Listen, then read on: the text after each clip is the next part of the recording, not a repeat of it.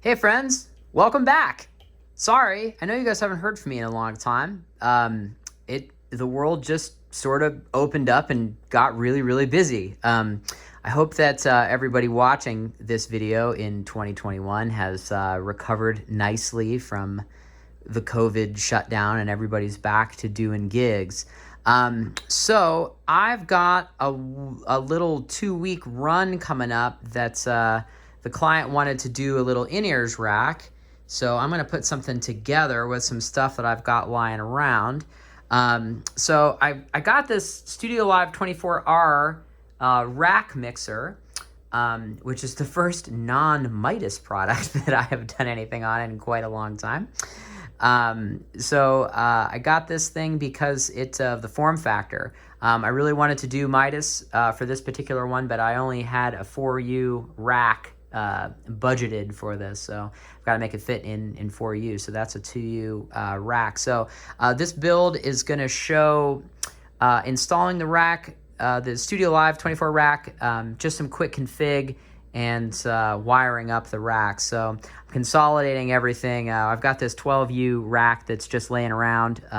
This is going to be a just a stand for the moment, so everything's going in the red guy right there.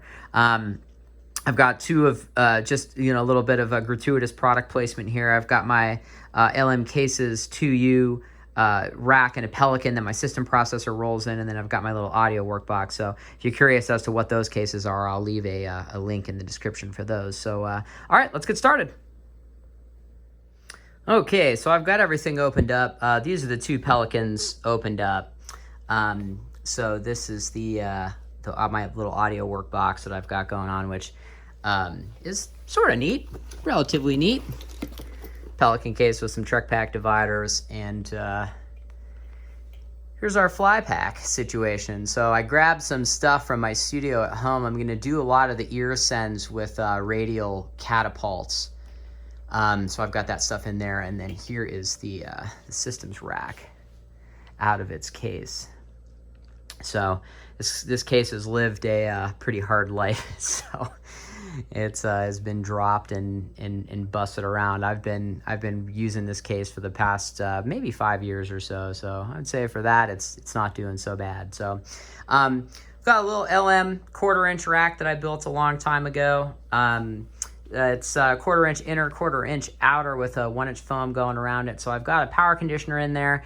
I really don't want to not use a power conditioner, except this, especially this one, because it has lights on the front, and it also has the ever coveted, which I've never actually seen in the wild, the rear LED light. So figured that would be kind of helpful. So all right, let's we'll get some stuff racked up.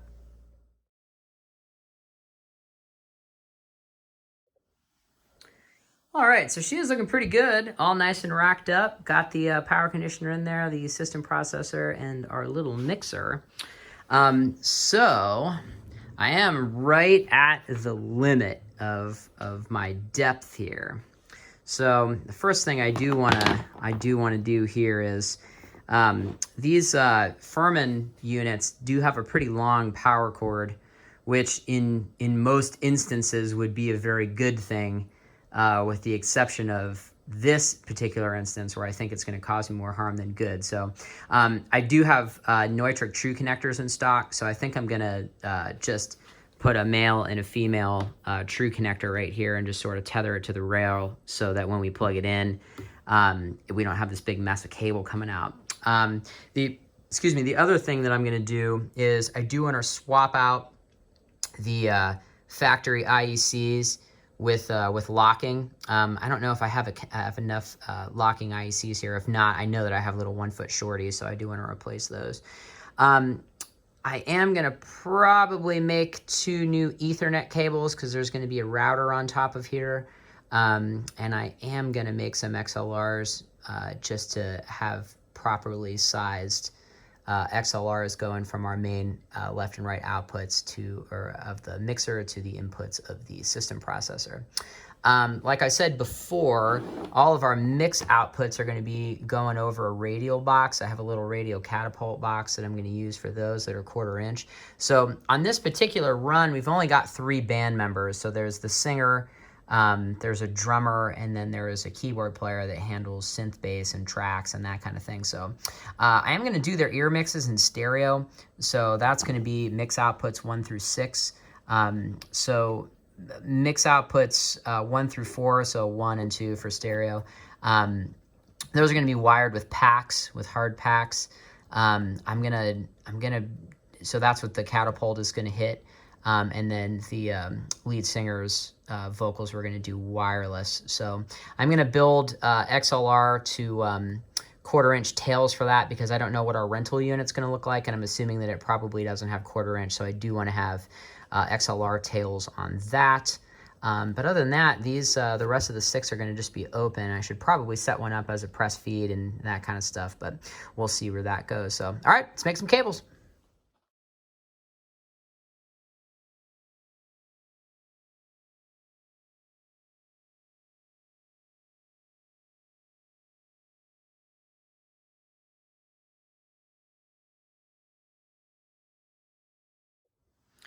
Okay, we've got our True 1 connector installed. And if you are curious as to how to build these cables, you can check the description right up there. And I'll show you a video of how to do it. I got a comment on one of the build videos on the last one of these that I did. It says, why'd you take the little spring clip out? Well, I take the little spring clip out because you can't take the connector apart then. And for me, I sort of swap these things on and off a lot, so that's why I take them out. Should you do that? I don't know, but, you know, that's what I do. Anyway, so this is good. This will allow me to just carry a standard extension cord to plug the rack in. I have got 2 little 1-foot IEC power cables for the StudioLive and the DriveRack. So eventually with the lacing bar, this is going to sort of end up right around there. That's my plan. So the connector will be a little more than halfway out, and we'll keep this side secured to the lacing bar.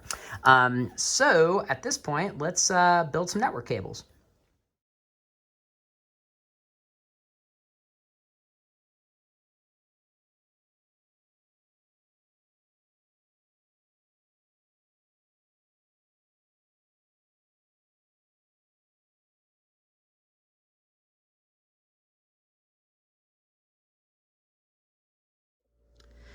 Okay, so here's where we're at the moment. We have got our router hooked up. I actually had these gray patch cables laying around. I was going to make fresh ones, but these patch cables actually were attached to the power cable of the router. I actually took this out of my house. I just recently upgraded my router, so they both say router on them, which is pretty nice. So going back to what we've laced down so far, I installed the lacing bar. And I put my power connector so that it would sort of face down like that, so when the rack is in storage, everything's going to be good. The only thing that I think I'm going to have to unplug is I'm going to have to unplug this power IEC right here. And I am 90% certain that the IEC attaching the drive rack is going to come undone.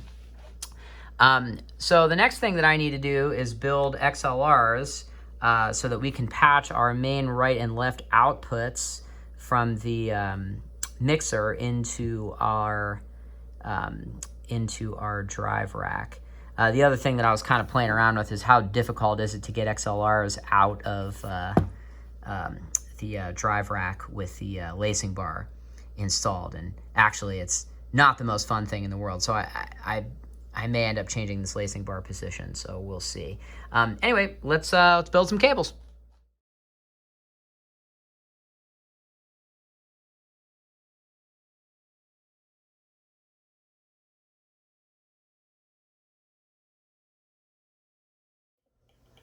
All right, everybody, we are all set. So this build is actually not super complicated, but now that we're all wired in, I just want to go over everything again. So on the top here, we do have our router. So a common question that I actually get called for troubleshooting things is, what ports do we plug in? Well, you plug it into 1, 2, 3, or 4. Those are your LAN ports, your local area network ports. You do not want to plug it into the internet. So if you think about this in audio terms, internet is in, WAN, wide area network, and 1, 2, 3, 4, LAN, local area network, is out.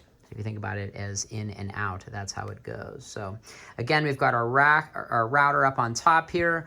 I'm using, for rehearsals, we're using a variety of personal monitor amplifiers. So this is one by a company called Elite Core. I have a few more that are made by Presonus that are also good and are about the same price. They just happened to, my distributor had this one in stock, so I got this. But actually the build is pretty nice. You've got 2 XLR combo 1/4-inch jacks on the back. You can run this battery powered, and then on your front here, you've got a TRS output, a volume control, panning left or right, and then if you're feeding it a mono signal, you can split it between stereo and mono, so it comes in both ears. Here is the other half of my radial catapult snake.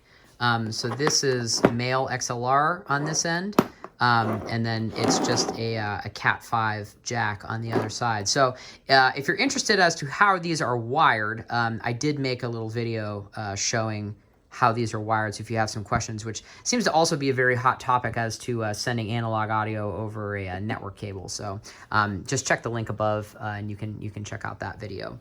Going down into our rack, we've got our true power tail that's right here. Everything is as neat as I could possibly make it with these short runs. It's a little sloppy in my mind, but I've got to go home and feed my girlfriend or she'll kill me. So there's that. So here's our patch cables. These are just patching our main left and right outputs into our main inputs. I had some, my shop, we like to use black XLRs whenever humanly possible, but for some reason we got a shipment of silver XLRs only in the male variety, so I decided to use one of those just to denotate what our left and right is, just at a quick glance. If I wasn't in such a hurry, I would have made these out of different colored cables, but I have Star Quad here, and it's a pain to peel that braiding back, so I didn't do that. Again, there's no real reason or no excuse. It is truly just me being lazy. Here's our monitor send 1, monitor send 2 that is going into our catapult snake here. Here is so this is an LM Torah Systems product. This is a shielded data tough cable. So we do have a heavy duty EtherCon end on here. And then on the other end, this is just a regular RJ45, but it has a cool protector on it that's called a Pro Shell, so you can just expose it in here. I'll leave a link for this cable below. We build them. This particular cable is designed so that you can plug this into a normal wall, and then the other end you can plug into an EtherCon jack. I actually ordered, despite me building cables for a living, I actually did order Rat Supercat cables because I just don't have time to build myself another set of cables because I am leaving tomorrow. So I literally had 2 hours to build this thing tonight, and that's what I've got. So going around to the front of it, again, there's just our mixer in the front, our system processor, and our power conditioner. So I am going to make another video just to show how this sort of all works. But this is just the infrastructure part. So thanks for stopping by. If you have any questions, please don't hesitate to leave a comment below. I try to answer as many of the comments as I can, and I do read all of them. So thanks for stopping by. I really appreciate you guys watching. Thanks. Have a good day.